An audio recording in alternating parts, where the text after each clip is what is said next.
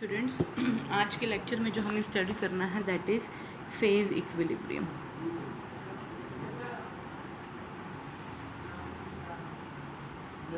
ठीक है, तो हमारा जो 2 चैप्टर हैं वो फिनिश हो चुके हैं। ठीक है, 3rd चैप्टर हम जूम क्लासेस पर कर रहे हैं और ये 4th चैप्टर जो है हम थ्रू वीडियो लेक्चर्स क्या करेंगे, अपना कवर करेंगे। ठीक है, सबसे पहले तो फेज इक्विलिब्रियम क्या होता है।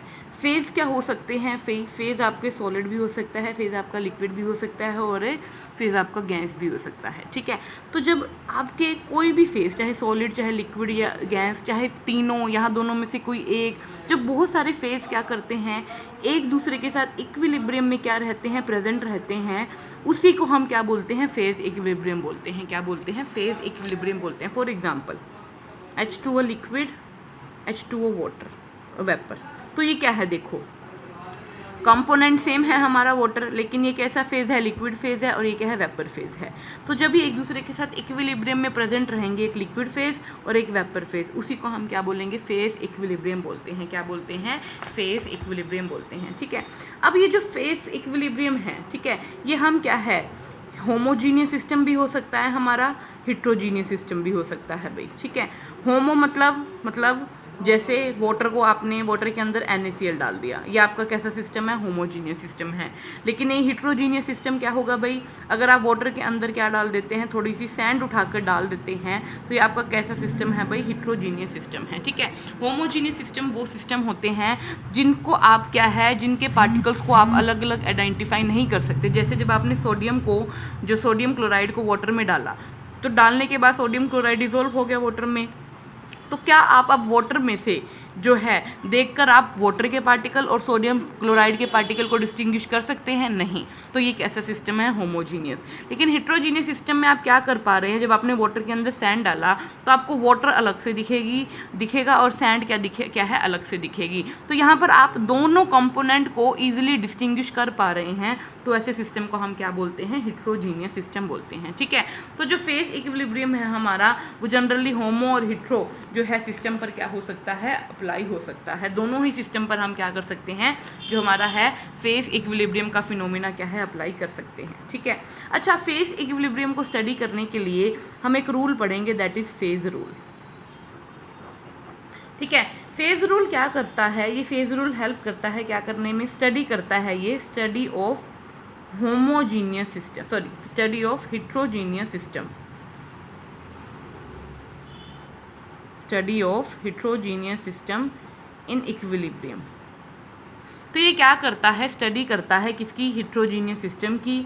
वो हिट्रोजीनियस सिस्टम जो एक दूसरे के साथ क्या रहते हैं, इक्विलिब्रियम में क्या है, रहते हैं। ठीक है, और इस इक्विलिब्रियम में क्या है, वो क्या है, 2 या फिर 2 से ज़्यादा फेजेस क्या रहती हैं, इक्विलिब्रियम में रहती हैं। जैसे अभी हमने एग्जाम्पल पढ़ा, वाटर लिक्विड, वाटर गैस पढ़ा भाई। ये कैसा सिस्टम है, पहली बात तो हिट्रोजीनियस सिस्टम है। क्यों, क्योंकि आप लिक्विड के जो वाटर के लिक्विड की फेज़ है और वाटर की जो वेपर की फेज़ है, उसको आप जो है अलग अलग डिस्टिंग्विश कर सकते हैं। तो ये कैसा सिस्टम है, हमारा हिट्रोजीनियस सिस्टम है, पहली बात तो। ठीक है, अब इसके अंदर लिक्विड और वाटर 2 या 2 से ज़्यादा फेज़ क्या है, एक दूसरे के साथ इक्विलिब्रियम में है। ठीक है, तो ये कैसा एग्जाम्पल है, हमारे पास एक हिट्रोजीनियस सिस्टम का एग्जाम्पल है, जिसमें 2 फेजेस क्या है, एक दूसरे के साथ इक्विलिब्रियम में क्या है, प्रेजेंट है। तो अगर अब हमें इस फेज इक्विलिब्रियम को स्टडी करना है, तो हम किसका यूज़ करेंगे, फेज रूल का यूज़ करेंगे।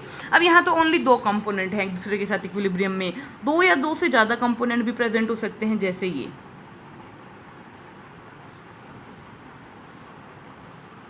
ये देखिए।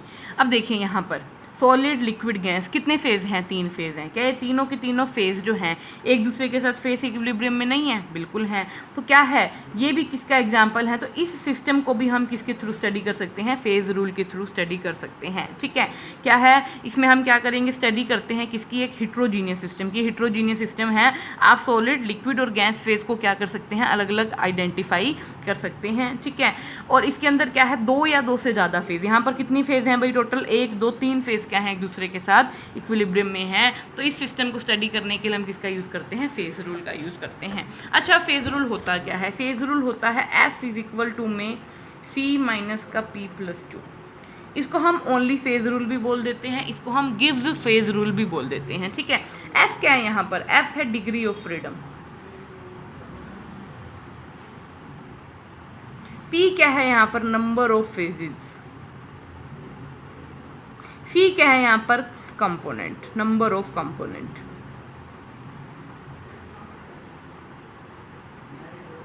ठीक है, तो ये इंपॉर्टेंट फॉर्मूला है पूरी की पूरा phase equilibrium chapter only this formula पे क्या है, बेस है। F क्या है, C minus P plus 2, F क्या है, डिग्री ऑफ फ्रीडम है, P क्या है, नंबर ऑफ फेजेस हैं, और C क्या है, नंबर ऑफ कंपोनेंट है। फॉर एग्जांपल सबसे पहले तो हमें इनकी डेफिनेशन पढ़नी है कि फेज क्या होता है, कंपोनेंट क्या होता है, और डिग्री ऑफ फ्रीडम क्या होता है। ठीक है, तो सबसे पहले बात करते हैं हम किसकी, फेज की। फेज क्या होता है देखिए, जैसे एग्जाम्पल से समझते हैं। हमारे पास कोई सिस्टम है, वही सिस्टम इजीली वाला लेकर चलते हैं हम। ये हमारे पास क्या है, लिक्विड है, वाटर लिक्विड, और ये क्या है, वाटर वेपर। ठीक है, तो फेज़ क्या है यहाँ पर, हम कह रहे हैं यहाँ पर कितने फेज़ हैं, एक फेज़, दो फेज़। ठीक है, एक लिक्विड फेज़ है और ये क्या है, एक वेपर फेज़ है। तो फेज़ है क्या, देखो, अ होमोजीनियस और physically distinct part of a heterogeneous system. अच्छा, अभी एक हिट्रोजीनियस सिस्टम है, क्यों है एक हिट्रोजीनियस सिस्टम, यहाँ पर नीचे तो लिक्विड है और ऊपर क्या है, गैस है, और आप लिक्विड और गैस को क्या कर सकते हैं, अलग अलग आइडेंटिफाई कर सकते हैं। तो ये कैसा पूरा सिस्टम है, हिट्रोजीनियस सिस्टम है। लेकिन इस हिट्रोजीनियस सिस्टम में अगर मैं क्या कर पा रही हूँ, इस लिक्विड को अलग आइडेंटिफाई कर पा रही हूँ और इस गैस को अलग आइडेंटिफाई कर पा रही हूँ। ठीक है, तो ये जो मेरा मान लो एक लिक्विड है, ये लिक्विड क्या है, एक होमोजीनियस पार्ट है, क्या है, एक मेरा होमोजीनियस पार्ट है, और ये फिजिकली डिस्टिंक्ट है। मतलब अगर मैं इसको देखूंगी तो मैं इसको ईजिली से क्या कर पाऊंगी, आइडेंटिफाई कर पाऊंगी कि नीचे तो लिक्विड है और ऊपर क्या है, मेरी गैस है। क्या होना चाहिए, फेज क्या होता है, एक होमोजीनियस फिजिकली डिस्टिंक्ट पार्ट होता है हिट्रोजीनियस सिस्टम का। ये पूरा हिट्रोजीनियस सिस्टम था, इसका एक जो पार्ट है, ये जो लिक्विड है, ये क्या है, हमारा लिक्विड वाटर, ये क्या है, मेरा एक फेज है, क्योंकि मैं इसको इजीली आइडेंटिफाई कर पा रही हूँ। प्लस ये क्या है, फिजिकली डिस्टिंक्ट पार्ट है मेरा। जैसे अगर मैं वाटर ऑयल की बात करूँ,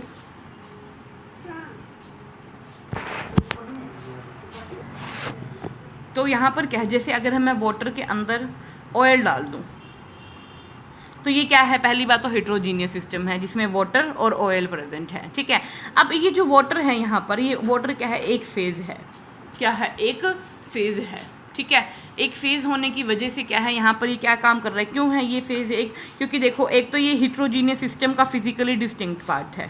ठीक है, और ये क्या है, एक होमोजीनियस सिस्टम है, मतलब आप इसके अंदर ये जो पार्टिकल हैं आप उसको अलग आइडेंटिफाई नहीं कर सकते। ये कैसा सिस्टम है हमारा, तो ये वाटर क्या है, एक फेज है किसका, इस पूरे की पूरे हिट्रोजीनियस सिस्टम का। ठीक है, तो फेज क्या होता है, एक होमोजीनियस फिजिकली डिस्टिंक्ट पार्ट होता है एक हिट्रोजीनियस सिस्टम का, जो क्या होता है, सेपरेट होता है by a well defined boundary. क्योंकि अब यहाँ पर ऑयल और वाटर के बीच में एक बाउंड्री है जिससे हम ऑयल को अलग आइडेंटिफाई कर पा रहे हैं और वाटर को अलग आइडेंटिफाई जो है हम कर पा रहे हैं। ठीक है, सेकेंड देखो, या फिर हमें भी बोल physically and chemically different from other part of the system. बिल्कुल, अब यहाँ पर इसकी जो फिजिकल प्रॉपर्टी है ऑयल की और इसकी फिजिकल प्रॉपर्टी जो वाटर की, वो क्या है, अलग हैं। इसलिए क्या है, दोनों की फिजिकल और केमिकल प्रॉपर्टी अलग है, इसलिए यहाँ पर ऑयल अलग एक फेज है और वाटर क्या है, अलग एक फेज है। ठीक है, और मैकेनिकली सेपरेबल होते हैं ये system, separable from other part of the system, और ये अदर पार्ट से भी क्या रहते हैं, सेपरेबल रहते हैं। जैसे फॉर एग्जाम्पल एक सिस्टम है जो क्या कंटेन कर रहा है, ओनली लिक्विड वाटर कंटेन कर रहा है। मान लो कोई सिस्टम है ये रहा, इसके अंदर ओनली वाटर है, किस फॉर्म में, लिक्विड फॉर्म में, कोई सॉलिड फॉर्म नहीं है, कोई वेपर फॉर्म नहीं है। तो ये कैसा सिस्टम है, पहली बात तो इसका फेज कितना है, इसके अंदर एक लिक्विड प्रेजेंट है वाटर का, तो ये कैसा सिस्टम है हमारा, ये वन फेज सिस्टम है। तो इसमें फेज की वैल्यू क्या हो जाएगी, 1 हो जाएगी। लेकिन अगर यही सिस्टम ऐसा आ जाता, वाटर लिक्विड वाटर वेपर, तो यहाँ पर कितने फेज प्रेजेंट है, एक फेज, दो फेज, तो ये कैसा सिस्टम हो जाता है, 2 फेज सिस्टम। तो P की वैल्यू क्या हो जाती, 2। और अगर ये हो जाती है हमारी इक्वेशन, कौन सी, ये वाली, H2O सॉलिड, H2O लिक्विड और H2O वाटर, तो यहाँ पर कितने फेज प्रेजेंट हैं, सॉलिड फेज अलग है, लिक्विड अलग है, वाटर वेपर अलग है। तो यहाँ पर ये कितने फेज प्रेजेंट है, 3 फेज प्रेजेंट है। तो P की वैल्यू क्या हो जाती, 3 हो जाती। ठीक है, इसका मतलब क्या हुआ, जब हमारे पास एक होमोजीनियस सिस्टम था, ओनली जब आप लिक्विड वाटर लेकर चल रहे थे, वो एक होमोजीनियस सिस्टम है क्योंकि उसके अंदर एक ही कंपोनेंट प्रेजेंट है, वो भी किस फॉर्म में, लिक्विड फॉर्म में। ठीक है, तो जब हम होमोजीनियस सिस्टम की बात करते हैं तो फेज हमेशा 1 रहता है, और जब हम हिट्रोजीनियस सिस्टम की बात करते हैं तो फेज की वैल्यू क्या हो जाती है, ग्रेटर देन 1 हो जाती है। ठीक है, जैसे there are various example we have. First one, the pure substance, solid ले लो चाहे प्योर लिक्विड ले लो, चाहे प्योर गैस ले लो, चाहे pure oxygen, pure benzene, pure ice, कुछ भी ले लो, एक ही कंपोनेंट रहेगा उसके अंदर, एक ही फेज में वो एग्जिस्ट करते हैं, तो वहाँ फेज की वैल्यू क्या होती है 1। Mixture of non reacting gases, दो गैसेज हैं वो रिएक्ट नहीं कर रही हैं लेकिन वो आपस में मिक्स तो हो रही हैं ना, जैसे एनवायरनमेंट में जो गैसेज हैं क्या आप उनको आप आइडेंटिफाई कर पा रहे हो कि ये ऑक्सीजन है, ये नाइट्रोजन है, अलग अलग से नहीं ना, तो चाहे वो नॉन रिएक्टिंग है लेकिन फिर भी उनका फेज क्या है 1 है। क्यों? क्योंकि वो क्या हो रही हैं, आपस में फ्रीली मिक्स हो रही है, जिसकी वजह से वो क्या एक होमोजीनियस सिस्टम बना लेती हैं, हम क्या है उनके पार्टिकल को अलग अलग आइडेंटिफाई नहीं कर पाते हैं। मिसिबल लिक्विड, दो मिसिबल लिक्विड के केस में क्या है, जैसे आपने दो लिक्विड है उनको आपस में मिक्स किया, मिक्स करने के बाद वो आपस में मिक्स हो गए और आप उनके पार्टिकल को अलग अलग आइडेंटिफाई नहीं कर पा रहे, तो उस केस में वो फेज की वैल्यू क्या हो जाएगी, जो है आपकी एक ही रहेगी, क्योंकि वो कैसा सिस्टम बना रही है, होमोजीनियस सिस्टम। दो चीज़ों को आपने मिक्स किया, मिक्स करने के बाद आप दोनों में जो है डिस्टिंग्विश नहीं कर पा रहे हो, तो आप उसको एक ही फेज की तरह देखोगे, तो उसका फेज क्या हो जाएगा 1। लेकिन दो नॉन मिसिबल लिक्विड है, जैसे हमने वाटर के अंदर ऑयल डाल दिया था, ठीक है, अब वाटर को अलग आइडेंटिफाई कर पा रहे हो, ऑयल को अलग, तो वो फेज क्या हो जाएगा 2 हो जाएंगे आपके, ठीक है। तो ऐसे बहुत सारे हमारे पास क्या आ जाते हैं, एग्जाम्पल आ जाते हैं। नेक्स्ट बात करते हैं कंपोनेंट की। कंपोनेंट क्या होता है?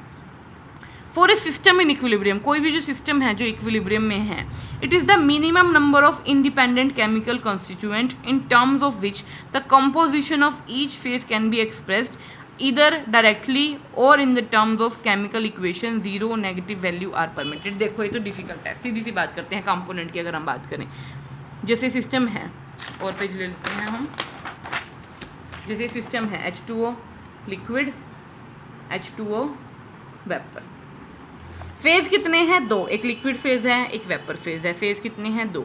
लेकिन देखो ये क्या है, एक फिजिकल सिस्टम है, ठीक है, ये फिजिकल रिएक्शन को रिप्रेजेंट कर रहा है। तो इस फिजिकल रिएक्शन में चाहे लिक्विड फेज में है चाहे वेपर फेज में है, तो वाटर ही ना, वाटर कुछ और तो नहीं बन गया। तो यहाँ पर कंपोनेंट क्या है, हमारा कंपोनेंट एक ही है और वो कंपोनेंट क्या है, वाटर है।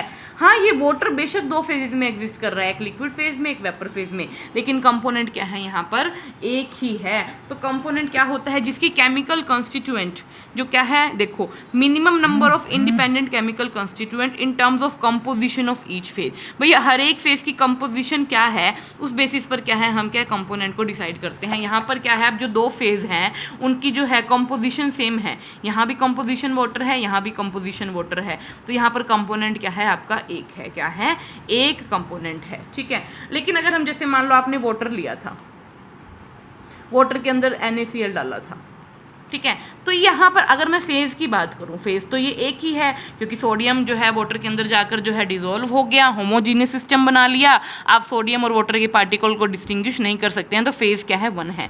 लेकिन यहाँ पर कंपोनेंट कितने हैं, कंपोनेंट तो 2 हैं, एक वाटर कंपोनेंट है और एक क्या है NaCl क्या है आपके पास कंपोनेंट है। तो यहाँ पर कंपोनेंट कितने हो जाएंगे भाई, 2 हो जाएंगे, ठीक है। तो यहाँ पर क्या है, उनकी केमिकल कॉन्स्टिट्यूएंट क्या रहती है, इंडिपेंडेंट रहती है, और जो है of which composition of each phase can be expressed, जो हम कंपोजिशन है हर एक फेज की, उसको हम क्या है किसकी टर्म में, केमिकल इक्वेशन की टर्म में क्या कर सकते हैं, रिप्रेजेंट कर सकते हैं। जैसे मैंने आपको बताया 1 कंपोनेंट सिस्टम वाटर, चाहे कोई भी आप ले लीजिए इसमें से इक्विलिब्रियम, हर एक के केस में पानी तो पानी रहेगा ना, कंपोनेंट तो एक ही रहेगा। तो एक किसका ऐसा एग्जाम्पल है आपका 1 कंपोनेंट सिस्टम का एग्जाम्पल है।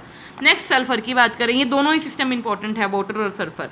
सल्फर में जो 4 फॉर्म है, मोनोक्लिनिक, रोम्बिक, लिक्विड सल्फर और वेपर सल्फर क्या रहते हैं, एक दूसरे के साथ इक्विलिब्रियम में रहते हैं। तो यहाँ पर अगर हम फेज की बात करें तो फेज तो अलग अलग है, लेकिन यहाँ पर कंपोनेंट क्या है, सल्फर सल्फर सल्फर सल्फर, पूरे के पूरे इक्विलिब्रियम में क्या है, सल्फर ही क्या है कंपोनेंट है। तो एक ऐसा सिस्टम है भाई हमारा जो है 1 कंपोनेंट सिस्टम है, कंपोनेंट ओनली क्या है यहाँ पर सल्फर है। 2 कंपोनेंट सिस्टम भी होते हैं, 3 भी होते हैं, 4 भी होते हैं, वो डिपेंड करता है जैसे जैसे। ये तो फिजिकल सिस्टम है हमारे, क्या थे फिजिकल।